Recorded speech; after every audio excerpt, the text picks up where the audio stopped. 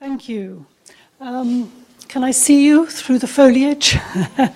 My apologies for not speaking German.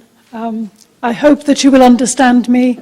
I will try and speak clearly and slowly, but I do apologize for not speaking German, and I hope you will be able to understand the message and enjoy my presentation, which will build on a lot of the work that my colleague has been talking about just now.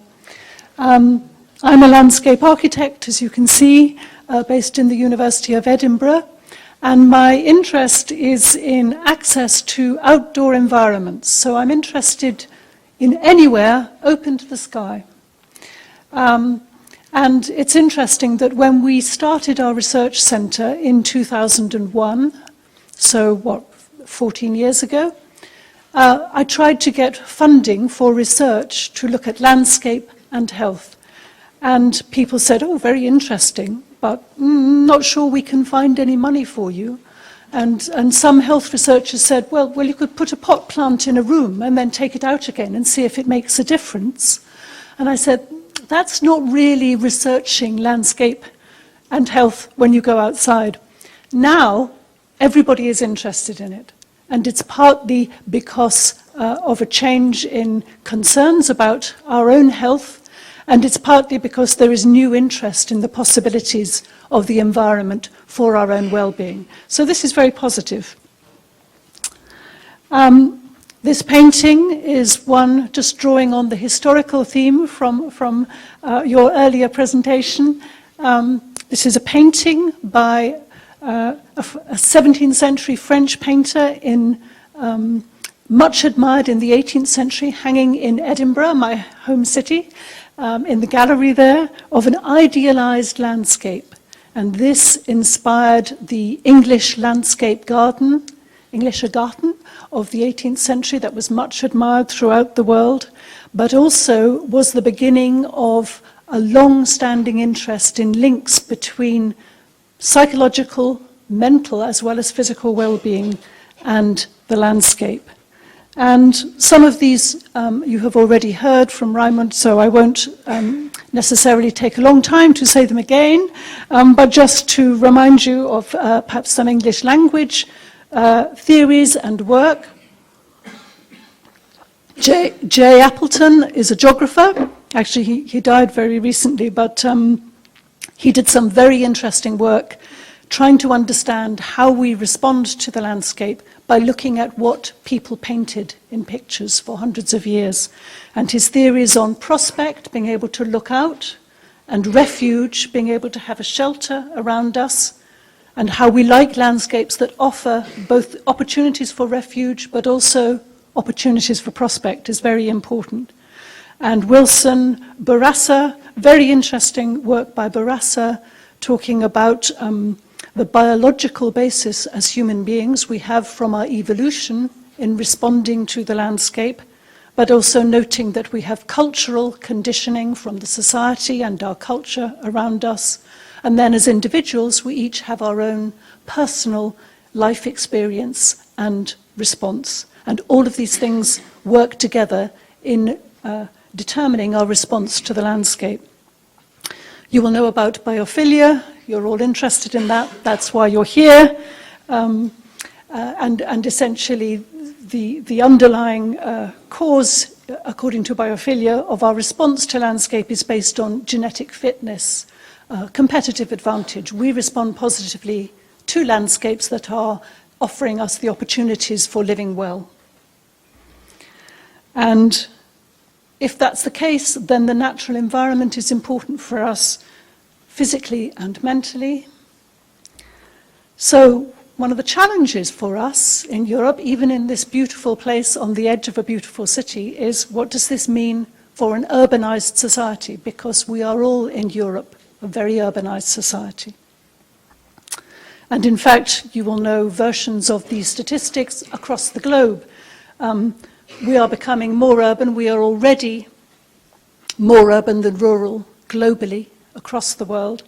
And in the western parts of Europe, it's more than 80% urbanized. So for all that we acknowledge the importance of the landscape, we're actually living in a very different environment from one that for thousands and millions of years we as human beings have developed in. And we're also getting older. That's good news. We all hope to live to a healthy old age. But it does mean, as you look at the profile on the right, that many fewer of our total population will be young and many more will be old.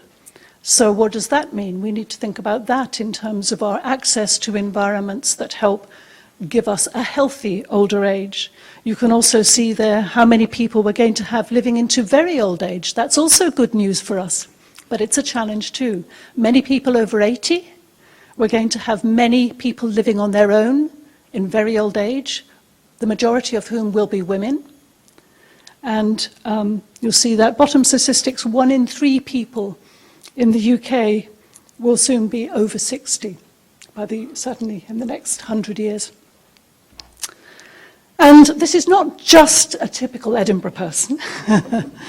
we find such behaviour in many urban areas. One of the reasons there's an interest in landscape and health, in environment and health, is because we are becoming increasingly unhealthy because of the opportunities open to us in a westernized urban society. We eat too much, we probably drink too much, we sit too much, we all have to get up and run around when the break happens. We don't walk enough, we're not physically active enough, and as a result, we have poor physical health, but our mental health is really bad as well, and this is a big, big concern. You can see the World Health Organization expects that over 25% of European adults will experience at least one kind of mental disorder in any year. This is really serious, and there are certain age groups, young men, for whom these statistics are much higher. So, you may have seen a version of this diagram before. One of the challenges is, what do we do about it? If we take an ecological approach, then everything matters, and we used to think we couldn't change the outer ring. Now we know, sadly for us, we can, and we do, and we need to do something about that.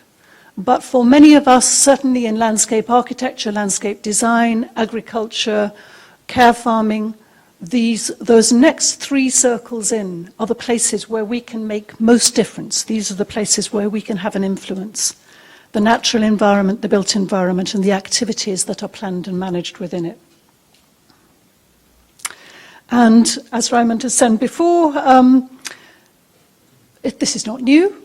People have recognized this throughout history, the importance, particularly in the urban environment, which is really a sort of 18th, 19th, 20th century phenomenon.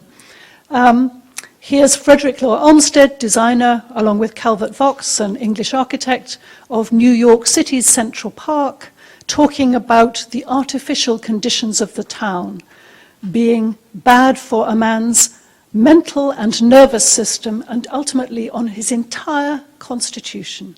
And the antidote, pleasing rural scenery. And so Olmsted and partners' park designs were deliberately trying to evoke a kind of idealized, probably rather English vision of rural scenery.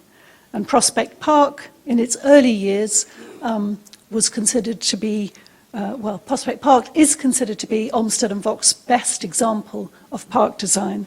And this is the image in its early years, not when it's very mature, of the kind of landscape that they were trying to produce as a counter to the harsh urban environment of New York City and its surrounds.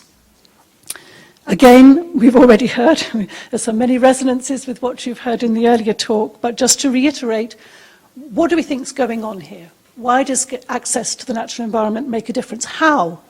That's what people are really interested in public health. How does it make a difference?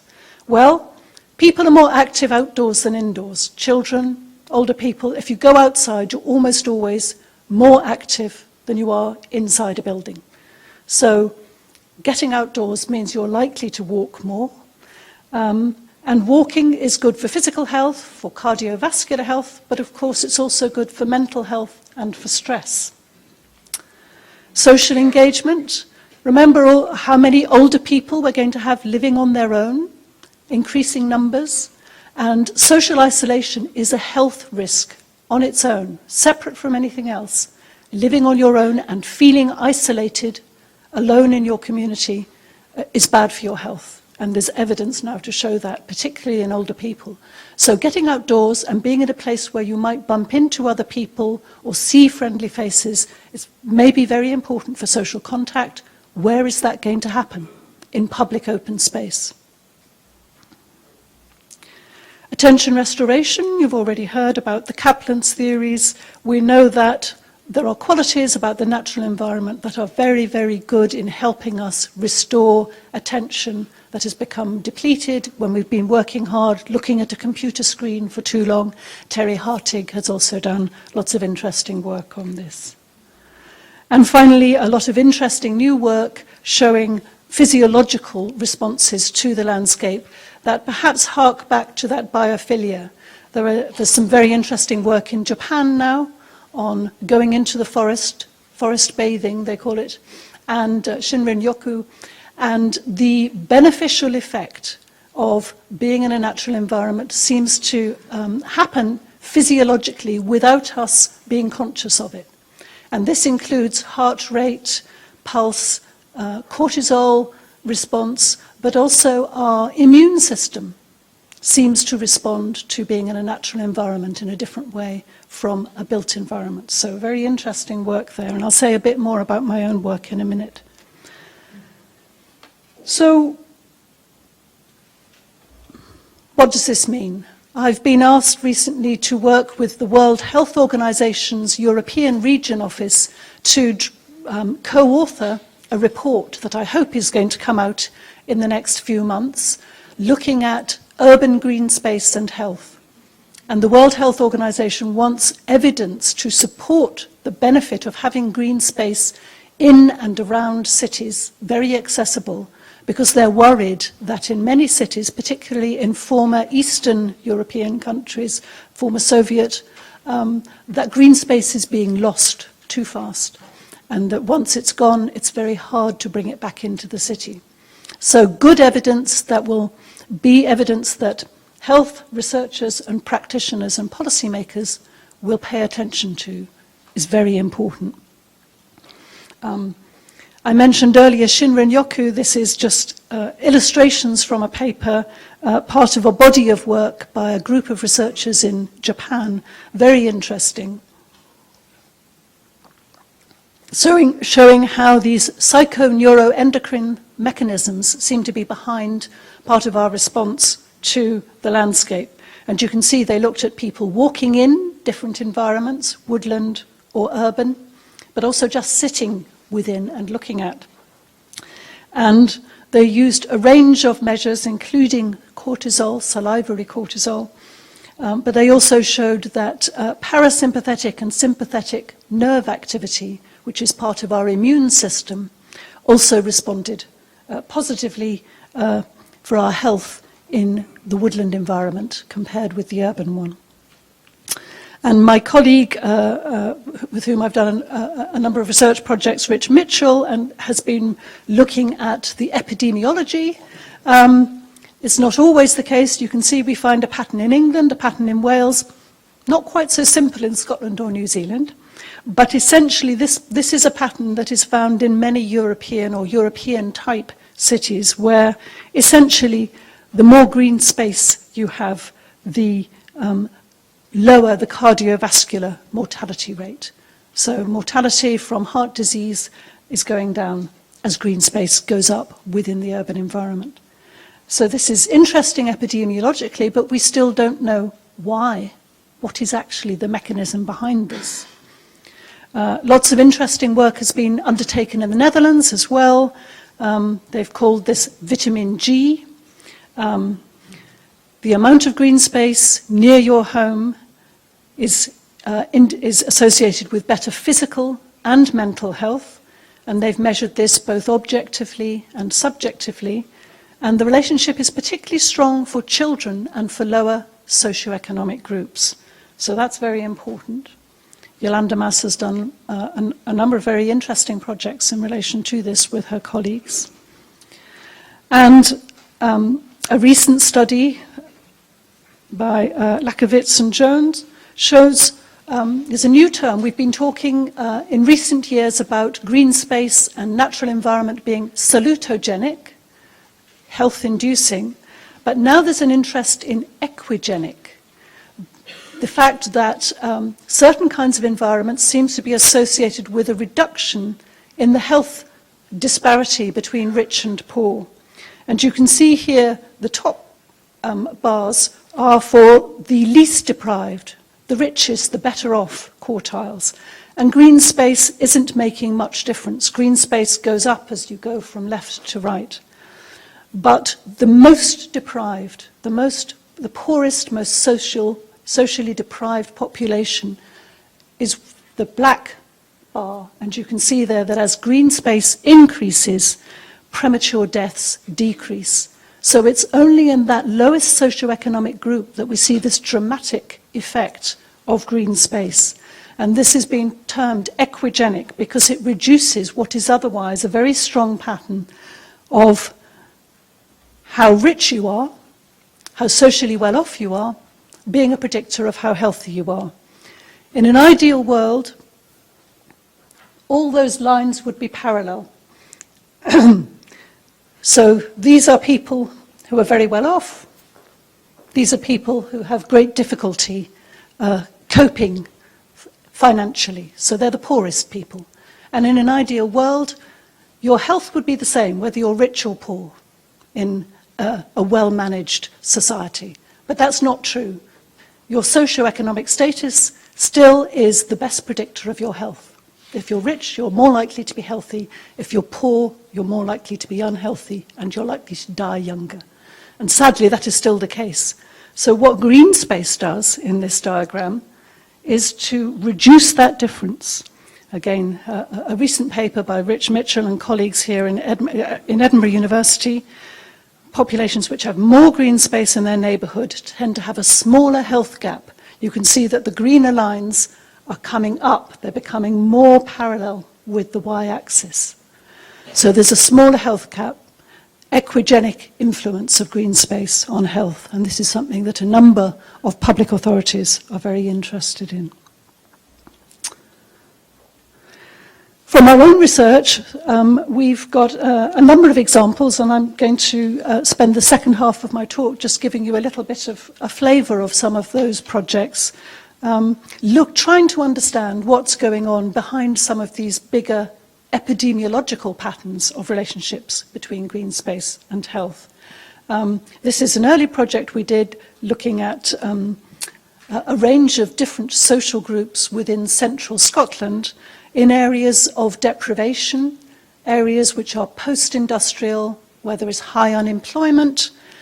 These are people who have little money, who often are frustrated in not being able to find work. And this quote is very similar to many quotes you will hear from people. If you want to have time to get away from the house, away from your problems, you don't have money to spend, well, a woodland is a place where you can get out, you can walk. If you're angry, you can get yourself calmed down.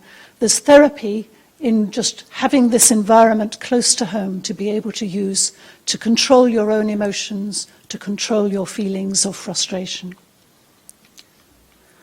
There's a lot of evidence that children and adolescents need access to nature, and I haven't got a whole, there's another whole story to be told, which I haven't got time to tell here, but that really underlines just how important access to green space and natural environment is for children, for their good physical, psychological, mental, developmental progress and health.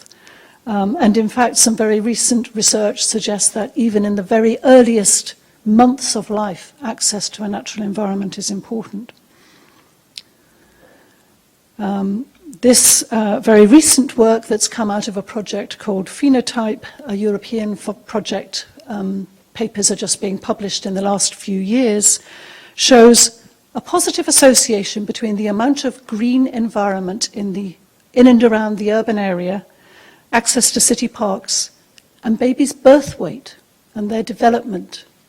This is really interesting, that the next generation appears to show a relationship in terms of development with the amount of green space within and around the home area. We still don't fully understand what's going on. Clearly there's some element of this that is about the mother's health and well-being in pregnancy.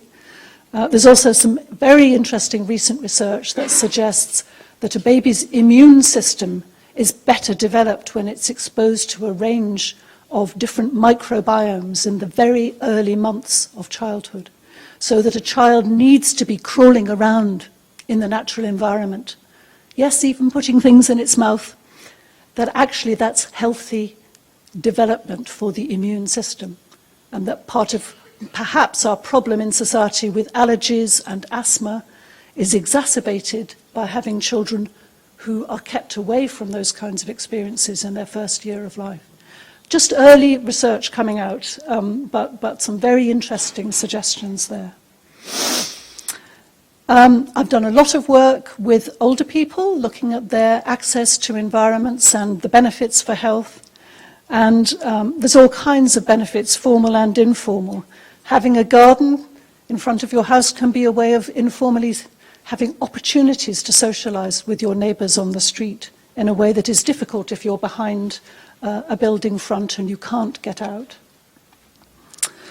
And again, there is a range of research that shows that more green space is associated with better health, more physical activity, and longevity. We live longer in greener environments, perhaps. Some of this, the Takano research is very famous, undertaken in Japan, showing that other things being equal, people lived longer if they had access to green space near where they lived. And the IDGO project, the website is there that I've been involved with, show that it's important for older people in a number of ways. And these are qualitative data that we get in addition to our quantitative work. We believe in mixed methods approach to research. So we get qualitative indications of what people, how people respond to the landscape, but we also undertake questionnaires and quantitative research. It's a psychological thing about getting away from the flat. A load comes off my mind when I go out. And this suggests this biophilia is really important for us. I enjoy the seasons, the elements of change, the trees, the wildlife, the atmosphere. It's all stimulating for thought. And some recent work, including some that I've been involved with, suggests that green space in and around the home may be associated with higher levels of walking for recreation. And a former colleague, Takemi Sugiyama, working in Australia, says that green space may be important if we are to maintain high levels of walking. If we are encouraged to walk more, we may stop doing that extra walking if we don't have a pleasant natural environment in which to walk. If we do, then perhaps we're more likely to stay active, to stay walking and physically active for longer. So greener areas may also encourage us to be less sedentary, and any activity is better than none, particularly as we get older.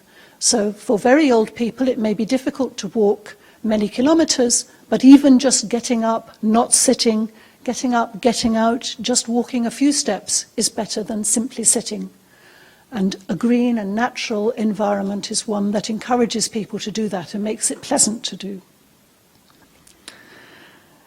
And there's recent research also which suggests that it may be that being active in a green, natural environment is better for your health than being physically active in an indoor building. So we may think we're being healthy, going to the gym, being very physically active, but it might be that it's better for our health to do the same amount of activity outside.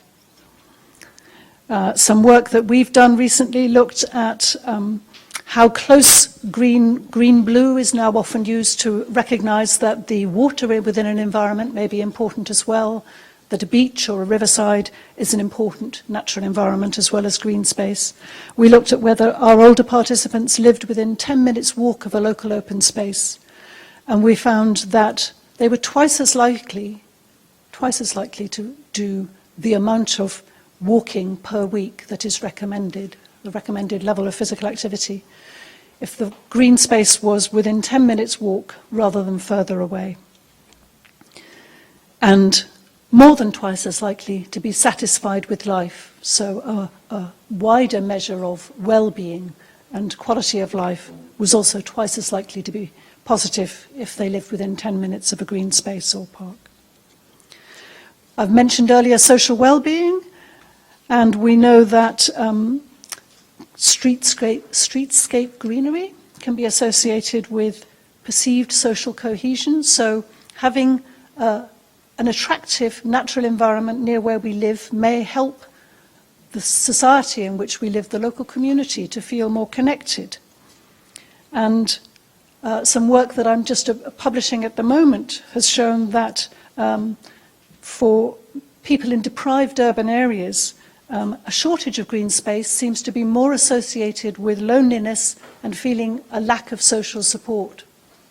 Interesting psychological sort of mechanisms behind some of these associations. Green space and gardening, we all know there's a renewed interest in urban agriculture. You're probably all very expert in it, maybe much more expert than I am. This is actually Ljubljana. But again, in deprived communities that we've been studying in Scotland, we've shown an association between having a place, a garden or an allotment where you can grow things seems to be important for reducing stress or managing stress. We know that green space mitigates the urban heat island. Some of this evidence is evidence that I was gathering for the World Health Organization to look at the many different arguments for why green space in the city is important. With global warming, we know that we're going to have more problems with the urban heat island, and for the poor and disadvantaged groups in our society who don't have access necessarily to air-conditioned, nice buildings to retreat from the heat, a green space, a shaded space may be the best possible option, and in general, this will reduce the demand for air conditioning. Chronic stress is one of the problems of contemporary society, as we know. The way we work, or perhaps the lack of work for many young people, creates wear and tear on the body, the allostatic load in health terms. And this influences our physical as well as our mental health. And so understanding these biological pathways is something that we've been trying to do within my research centre, Open Space. And just to give you a little bit of detail, this is one study we've completed a couple of years ago. We're just publishing some of the latest findings from this, looking at deprived urban areas in Scotland. And you can see the difference between a less green area on the left and a more green area on the right. Neither of these are particularly beautiful places to live in. They're very deprived, poor communities, but some of them have more green space than others. And we were looking at the kind of green space that includes parks, woodlands, not private gardens in this study, and different communities with different amounts of green space, and people not in work living in different parts of the city, Dundee in this case, that had more or less green space. This is some of details. I can discuss this later in the workshop. I think perhaps I won't go through the details here. But these are people aged 35 to 55, available for work mostly, but not having work. And we were interested in salivary cortisol as a biomarker. And we looked at a range of other outcome measures as well. Now, the really important thing that you need to understand our findings is that a healthy cortisol pattern is one that is high at the beginning of the day. So when we're asleep, it's low. Within 30 minutes of us waking up, it goes up very high, and then it drops steeply during the day. That's healthy. So having high cortisol is good for your health if it's right at the beginning of the day and the slope is steep. We said, we wonder if we can predict how much green space there is around people's living area their neighbourhood, whether we can predict the pattern of their cortisol from how much green space there is. And we were very surprised to find that we could. We didn't expect to, actually. It was quite a challenge. We got cortisol samples from our participants, not in work, several different times during the course of the day. And essentially what this graph shows you is that the high green space slope is steeper. Now remember, that's healthier than the black line, which is low green space. And we then were interested in the difference between men and women. Our women were more stressed than our men in the sample. And again, you have to remember, steeper is healthier. We've got a very similar steeper slope for green space in men and women, but the low green space shows a different pattern of stress.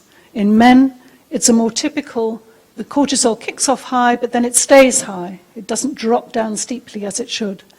In women, the low green space shows cortisol that's not going high at the start of the day at all. It's not getting very far, low flat. And that is an indication apparently of long-term chronic stress, really serious stress, perhaps post-traumatic disorder. So the main thing that interested the World Health Organization and others from this research was these people were living in their normal environment. We weren't putting them in an experiment.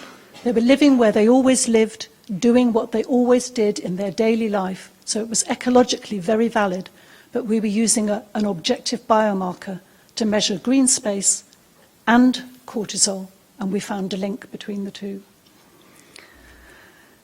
We've got a questionnaire that we also asked a wider sample of people in the same area, and we've shown, again, we're publishing some of these results just now, they'll be out in the next year or two, that across a wider population, not just people not in work, we found green space associated with less stress, but the pattern overall is only significant for men. There are subpopulations within the sample where it may be more significant. And again, you don't need to worry about the detail of this, but we were curious about how much green space makes a difference. In this analysis, the green space we measured includes gardens, so there's comparatively high amount of green space in any area. And the difference between people having high stress and having low stress predicted by green space was having around 60% green space, including parks, woodlands, open space, private gardens within their area. So that's quite a high percentage.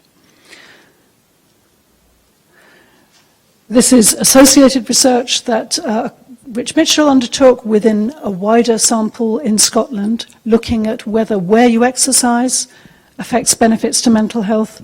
And you can see here that if you go to a gym or a sports centre or local streets, there's not much difference between how often you do the activity.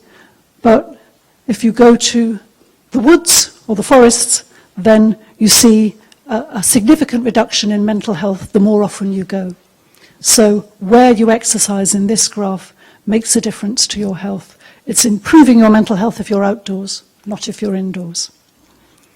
And in another study, this is the same study, using the natural environments at least once a week was associated with about half the risk of poor mental health compared with those who don't visit.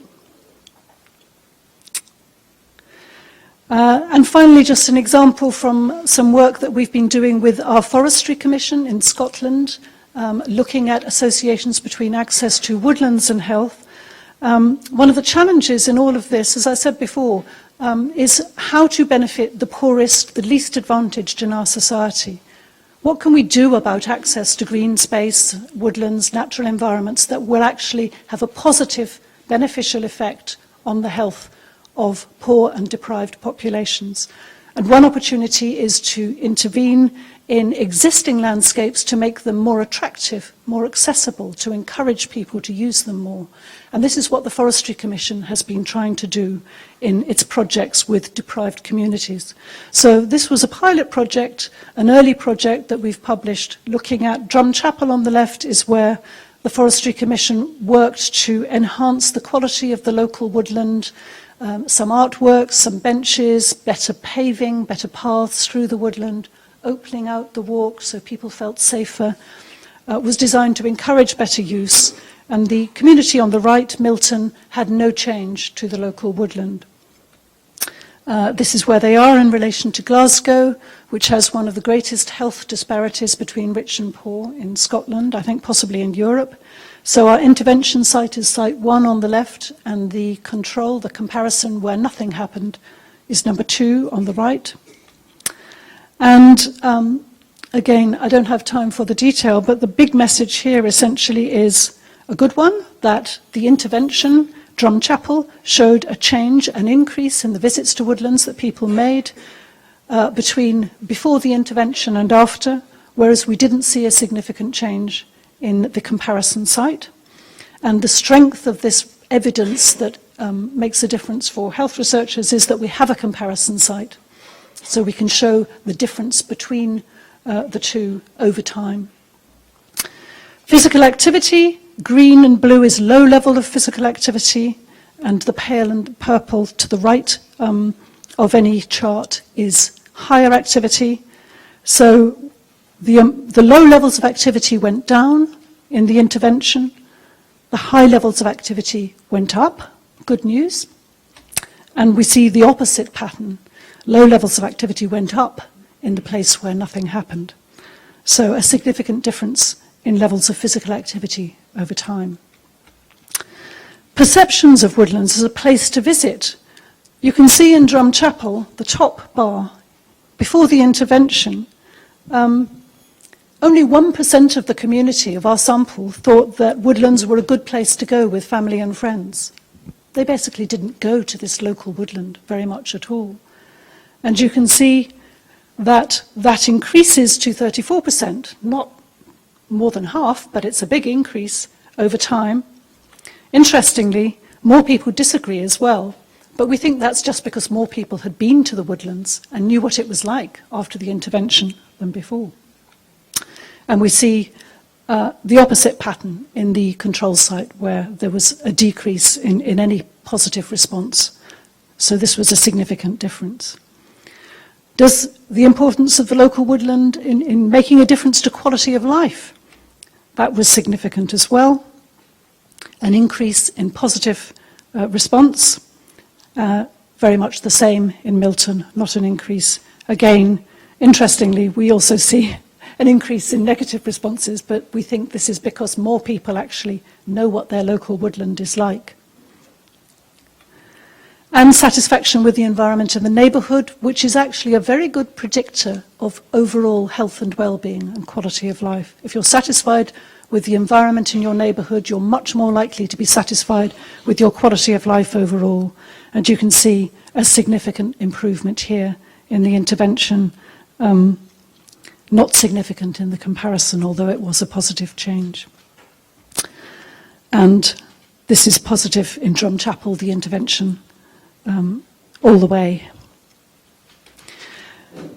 We're now doing another phase. We're about to do the analysis of a final phase of this research, where the Woods in and Around Towns project is taken to 3 other communities, where an intervention, a physical change, and a social intervention to try and encourage the population to use the sites has been undertaken. And we have 3 comparison sites matched according to housing type and population density, 3 comparison sites where there could be an intervention, but there hasn't been one over the course of the research study. And we're looking at whether physical change, physical improvements, these are all very deprived, in the top 15% most deprived communities in Scotland. Whether physical improvements make a difference to community well-being, and whether increased promotion, so social encouragement to use the woodland, also, or in addition to the physical, makes a difference. We're just about to do the analysis on that at the moment. Again, I won't have time to tell you this except to say it's complicated. It took me a long time to produce this model to work out what I thought the mechanisms were. And again, I can talk about this more in the workshop afterwards, but actually these kind of diagrams they look very simple when you see them at the end. They're very hard to produce, but they really focus the mind, so worth thinking about doing in your own research. So more is coming out about that soon, and we hope that we will have some positive. It's a challenge to show a difference, but we hope that we will find some influence in our research. And just to mention a couple of other projects as we finish. Another project that I'm working on coming to its close early next year is Mobility, Mood and Place, looking at how places can be designed collaboratively to make mobility easy, enjoyable and meaningful for older people, and the natural environment has a very important part to play in that. The thing that people are often interested in, one part of this project, is using this mobile neuro headset which measures brain activity. And we've got lots of great older participants, some in their 80s, who are walking out in. We ask them to walk through a particular environment that goes from streets with buildings into a park and out of a park into another urban environment. And we can look at brain activity, and that may be related to whether people are stressed or aggressive or feeling more relaxed. We're trying to interpret the data at the moment, but because this is real time, there's a lot of interest in it. It's very new technology, and a lot of interest in using this to get people's response second by second as they go from a building into a street, into a green space. I should also say, I forgot to put a slide on it, but we have a conference on mobility, mood and place, Habitats for Healthy Aging, in Edinburgh in October this year. You're very welcome to come to it. And there is still time to get an abstract in.